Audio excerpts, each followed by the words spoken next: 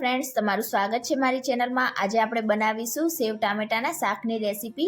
તો એકદમ ઢાબા પર સેવ ટામેટાનું શાક બને એ જ રીતે આજે આપણે ઘરે સેવ ટામેટાનું શાક બનાવીશું। તમે પહેલાં આ રીતે ક્યારેય સેવ ટામેટાનું શાક નહીં બનાવ્યું હોય, એકવાર તમે આ રીતથી સેવ ટામેટાનું શાક બનાવશો તો ઘરમાં બધા વારંવાર આ જ રીતે બનાવવાની જીદ કરશે, એટલું ટેસ્ટી લાગશે અને એકદમ ઝડપથી બની પણ જાય છે। તો ચાલો એકદમ ટેસ્ટી એવું ઢાબા જેવું જ સેવ ટામેટાનું શાક બનાવવાનું શરૂ કરીએ। રેસીપી સારી લાગે તો વિડીયોને લાઇક કરજો, શેર કરજો અને ચેનલને સબસ્ક્રાઇબ કરીને બેલ આઇકનને પ્રેસ કરજો, એટલે નવી નવી રેસીપીના નોટિફિકેશન આવશે। તો ચાલો બનાવીએ। સૌથી પહેલાં તો આપણે તેના માટે કડાઈમાં 2 ટેબલ સ્પૂન જેટલું ઘી ઉમેરીશું। તો અહીંયા તમે ફક્ત તેલમાં પણ આ શાક બનાવી શકો છો, સાથે તેમાં 1 ટેબલ સ્પૂન જેટલું તેલ ઉમેરી દઈશું। તો રાજસ્થાનમાં જે સેવ ટામેટાનું શાક બનાવવામાં આવે છે તેમાં આ રીતે ઘીનો ઉપયોગ પણ કરવામાં આવે છે। તમે એકવાર આ રીતે ઘી નાખીને શાક બનાવશો તો એકદમ ટેસ્ટી એવું લાગશે। ઘી અને તેલ બંને એકદમ સરસ રીતે ગરમ થઈ જાય એટલે તેમાં અડધી ટીસ્પૂન રાઈ ઉમેરીશું અને રાઈને એકદમ સરસ રીતે ફૂટવા દઈશું। ફૂટી જાય એટલે તેમાં અડધી ટીસ્પૂન જીરું ઉમેરીશું અને જીરાનો હલકો કલર બદલાવા દઈશું। જીરાનો હલકો કલર બદલાય એટલે તેમાં 1/4 ટીસ્પૂન જેટલી હિંગ ઉમેરીશું અને હવે તેમાં 2 મીડિયમ સાઇઝની એકદમ ઝીણી ચોપ કરેલી ડુંગળી ઉમેરીશું। તો આ રીતે સેવ ટામેટાના શાકમાં થોડીક ડુંગળી ઉમેરવાથી શાકનું ટેસ્ટ એકદમ સરસ લાગશે। મિક્સ કરીશું અને આપણી ડુંગળીનો હલકો કલર ટ્રાન્સફરન્ટ થાય ત્યાં સુધી તેને સાતડીશું। તો અહીંયા આપણે ડુંગળીને વધારે પડતી બ્રાઉન નથી કરવાની, ફક્ત તેની કચાશ દૂર થાય ત્યાં સુધી જ મીડિયમ ગેસની ફ્લેમ પર સાતડીશું। અને આ રીતે ડુંગળીનો હલકો કલર બદલાઈ જાય એટલે તેમાં 5 થી 6 લસણની કળી અને 1 ઇંચ આદુના ટુકડાને આ રીતે એકદમ ઝીણું ઝીણું કટ કરીને ઉમેરીશું। તો ઢાબા પર કે હોટેલમાં જે સેવ ટામેટાનું શાક મળે છે તેમાં આદુ, લસણ અને મરચાંને આ રીતે એકદમ ઝીણા ચોપ કરીને ઉમેરવામાં આવે છે। તો અહીંયા મેં 2 ઝીણા કટ કરેલા લીલા મરચાં લઈ લીધા છે। લીલા મરચાં તમે તમારા ટેસ્ટ પ્રમાણે વધારે કે ઓછા કરી શકો છો। મિક્સ કરી દઈશું અને જ્યાં સુધી આદુ, લસણ અને મરચાં આપણા એકદમ સારી રીતે સતળાય છે ત્યાં સુધી આપણે શાકમાં નાખવા માટેની એક મસાલા પેસ્ટ બનાવીને તૈયાર કરીશું। તો તેના માટે બાઉલમાં અડધી ટીસ્પૂન હળદર પાવડર ઉમેરીશું, 2 ટીસ્પૂન લાલ મરચું પાવડર ઉમેરીશું। મરચું અહીંયા તમે તમારા ટેસ્ટ પ્રમાણે વધારે કે ઓછું પણ કરી શકો છો। 1/2 ટીસ્પૂન ધાણા પાવડર ઉમેરીશું, અડધી ટીસ્પૂન જીરાનો પાવડર ઉમેરીશું અને હવે થોડુંક પાણી ઉમેરીને આપણે બધા જ મસાલાને સારી રીતે મિક્સ કરીશું। તો આ રીતે આપણે મસાલા પેસ્ટ બનાવીને શાકમાં તેનો ઉપયોગ કરીશું એટલે આપણા મસાલા બિલકુલ પણ બળી નહીં જાય અને શાકમાં તેનો ટેસ્ટ પણ એકદમ સરસ લાગશે। તો અહીંયા આપણી મસાલા પેસ્ટ રેડી છે, તો આપણે તેને સાઈડ ઉપર રાખીશું અને ડુંગળી, આદુ, લસણ અને મરચાંને ચેક કરીશું। તો અહીંયા આપણા આદુ, લસણ અને મરચાં પણ એકદમ સરસ રીતે સતળાઈને તેનો હલકો કલર ટ્રાન્સફરન્ટ થઈ ગયો છે। તો તેને એકવાર સારી રીતે મિક્સ કરીશું અને હવે આપણે જે મસાલા પેસ્ટ બનાવીને તૈયાર કરી છે તે બધી જ પેસ્ટ કઢાઈમાં ઉમેરીશું। તો આ રીતે પહેલાં એકવાર સારી રીતે મિક્સ કરીશું એટલે બાઉલમાં તળિયે મસાલા બિલકુલ પણ બેસી નહીં જાય। મિક્સ કરી દઈશું સારી રીતે અને જ્યાં સુધી આપણા મસાલામાંથી તેલ રિલીઝ ના થાય ત્યાં સુધી તેને આ જ રીતે મીડિયમ ગેસની ફ્લેમ પર સાતડીશું।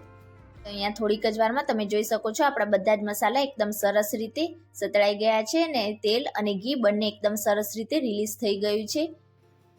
તો હવે તેમાં ટામેટા ઉમેરીશું। તો અહીંયા મેં 5 મીડિયમ સાઇઝના ટામેટાના આ રીતે થોડાક મોટા ટુકડા કરી લીધા હતા અને ટામેટા થોડાક લાલ હોય તેવા લેવાના એટલે શાકનો કલર એકદમ સરસ આવશે। તો અહીંયા તમારે ટામેટાના એકદમ ઝીણા ટુકડા નથી કરી દેવાના, આ રીતે થોડાક મોટા ટુકડા રાખવાના એટલે આપણે જ્યારે શાકને કૂક કરીશું તો પણ આપણા ટામેટા એકદમ સોફ્ટ નહીં થઈ જાય। થોડાક મોટા ટુકડા મોઢામાં આવશે ખાતી વખતે તો તેનો ટેસ્ટ એકદમ સરસ લાગશે। સાથે તેમાં 1 ટીસ્પૂન કે પછી સ્વાદ પ્રમાણે મીઠું ઉમેરીશું। મિક્સ કરી દઈશું સારી રીતે અને હવે તેને ઢાંકીને 3 થી 4 મિનિટ માટે કૂક કરી લઈશું એટલે આપણા ટામેટા હલકા મેસી એવા સોફ્ટ થઈ જશે। લગભગ ટામેટાને કૂક થતાં 3-1 મિનિટ જેવો સમય થઈ ગયો છે। તો હવે આપણે ઢાંકણ હટાવીને ટામેટાને ચેક કરી લઈશું। બધા ટામેટાને આપણે એકદમ સારી રીતે મિક્સ કરીશું। તો અહીંયા તમે જોઈ શકો છો આપણા ટામેટા હલકા એવા સોફ્ટ થઈ ગયા છે અને અડધા ટામેટાના આ રીતે થોડાક મોટા મોટા ટુકડા પણ છે। તો આ રીતે તમે થોડાક મોટા ટુકડા રાખશો તો શાક ખાવામાં વધારે ટેસ્ટી લાગશે। તો 50% જેટલા આપણા ટામેટા કૂક થઈ ગયા છે। હવે તેમાં 2 મીડિયમ સાઇઝના ટામેટાની આ રીતે પ્યોરી કરીને ઉમેરીશું. તમે ટામેટાને ગ્રેટ કરીને પણ ઉમેરી શકો છો. તો આ રીતે ટામેટાના શાકમાં ટામેટાની થોડીક પ્યોરી અને થોડાક ટામેટાના ટુકડા એમ બંને ઉમેરવાથી શાકનો ટેસ્ટ એકદમ સરસ લાગશે અને તમારું શાક એકદમ સ્વાદિષ્ટ અને ઢાબા પર મળે તેવું જ બનીને તૈયાર થશે. મિક્સ કરીશું અને જ્યાં સુધી આપણા ટામેટાની પેસ્ટમાં રહેલું બધું જ પાણી બળી ના જાય ત્યાં સુધી તેને આ જ રીતે સાતળીશું. અહીંયા પ્યોરીને મેં લગભગ 2 મિનિટ જેવી સાતળી લીધી છે અને પ્યોરીમાં રહેલું બધું જ પાણી એકદમ સરસ રીતે બળી ગયું છે. તો હવે શાકને આપણે વધારે ટેસ્ટી બનાવવા માટે તેમાં એક સિક્રેટ વસ્તુ ઉમેરીશું. તો આ રીતે પેસ્ટ સતળાઈ જાય એટલે આપણે થોડી સેકન્ડો માટે ગેસની ફ્લેમ ઓફ કરી દઈશું અને હવે તેમાં આપણે 1/4 કપ જેટલું પાણી ઉમેરીશું. મિક્સ કરી દઈશું સારી રીતે. તો આ રીતે આપણે થોડુંક પાણી ઉમેરીને ગેસની ફ્લેમ ઓફ કરીને શાકનું ટેમ્પરેચર થોડુંક ડાઉન કરવાનું છે. અને અહીંયા મેં બાઉલમાં 2 ટેબલ સ્પૂન જેટલું દહીં લઈ લીધું છે. તો દહીંને આપણે એકદમ સારી રીતે ફેટીને આ રીતે શાકમાં ઉમેરીશું. તો અહીંયા આપણે ગેસની ફ્લેમ ઓફ કરીને આ રીતે દહીં ઉમેરીશું એટલે આપણું દહીં બિલકુલ પણ ફાટી નહીં જાય અને બંધ ગેસની ફ્લેમ પર જ આપણે દહીંને 1 થી 2 મિનિટ માટે આ જ રીતે સારી રીતે મિક્સ કરી લઈશું. તો આ રીતે દહીં ઉમેરશો તો તમને લાગશે કે દહીં ફાટી જશે, પણ આપણે પહેલાંથી જ ગેસની ફ્લેમ ઓફ કરીને શાકનું ટેમ્પરેચર ડાઉન કરી દીધું હતું એટલે તમારું દહીં બિલકુલ પણ ફાટશે નહીં અને તમારું શાક પણ બિલકુલ પણ ખાટું નહીં લાગે. તમે આ રીતે થોડુંક દહીં ઉમેરશો તો ટામેટાની ખટાશને દહીં બેલેન્સ કરશે અને શાક ખાવામાં પણ એકદમ સ્વાદિષ્ટ લાગશે. ફરીથી આપણે ગેસની ફ્લેમ ઓન કરીશું અને શાકને ફરીથી આપણે એકદમ સારી રીતે મિક્સ કરીશું.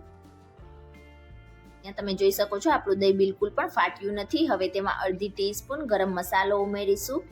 1 ટેબલ સ્પૂન જેટલી કસૂરી મેથીને હાથેથી ક્રશ કરીને ઉમેરીશું. તો આ શાકમાં કસૂરી મેથીનો ટેસ્ટ એકદમ સરસ લાગશે તો જરૂરથી એડ કરજો. હવે ટામેટાની ખટાશને થોડીક બેલેન્સ કરવા માટે તેમાં 1 થી 2 ટીસ્પૂન જેટલી ખાંડ ઉમેરીશું. જો તમને ના પસંદ હોય તો તમે ખાંડને સ્કીપ પણ કરી શકો છો, પણ આ રીતે 1 થી 2 ટેબલ સ્પૂન જેટલી ખાંડ ઉમેરવાથી ટામેટાની ખટાશ થોડીક બેલેન્સ થશે. હવે તેમાં થોડાક ઝીણા કાપેલા લીલા ધાણા ઉમેરીને શાકને સારી રીતે મિક્સ કરીશું. અને આ રીતે બધી વસ્તુ મિક્સ થઈ જાય એટલે તેમાં 2 કપ ગરમ પાણી ઉમેરીશું. તો તમે કોઈ પણ શાકમાં ગ્રેવી માટે પાણી ઉમેરો તો આ રીતે ઉપરથી ગરમ પાણી ઉમેરશો તો શાકમાં તેલ એકદમ સરસ રીતે રિલીઝ થશે અને શાક ઝડપથી કૂક પણ થઈ જશે. તો અહીંયા મેં ટોટલી 2 કપ જેટલું ગરમ પાણી ઉમેરી દીધું છે. તો અહીંયા પાણીનું પ્રમાણ આપણે વધારે એટલા માટે રાખેલું છે કેમ કે આપણે પાછળથી સેવ ઉમેરવાના છીએ તો બેસનના લીધે આપણું પાણી એબ્ઝોર્બ થશે. મિક્સ કરીશું અને ફરીથી તેને ઢાંકીને 3 થી 4 મિનિટ માટે કૂક કરીશું. લગભગ શાકને કૂક થતાં 3 થી 4 મિનિટ જેવો સમય થઈ ગયો છે. હવે ફરીથી એકવાર સારી રીતે મિક્સ કરીશું. તો અહીંયા તમે જોઈ શકો છો આપણે જે પાણી ઉમેરેલું તેમાંથી અડધા ભાગનું પાણી આ રીતે રહ્યું છે. તો આ રીતે આપણે પાણી થોડુંક વધારે જ રાખવાનું છે. હવે તેમાં મિક્સ થઈ જાય એટલે 1 કપ જેટલી સેવ ઉમેરીશું. તો અહીંયા મેં આ રીતે જે જાડી સેવ આવે તે લઈ લીધી છે. તમે તમારી પસંદ પ્રમાણે કોઈ પણ ઉમેરી શકો છો, પણ ઢાબા ઉપર જે શાક મળે છે તેમાં આ રીતની સેવ ઉમેરવામાં આવે છે.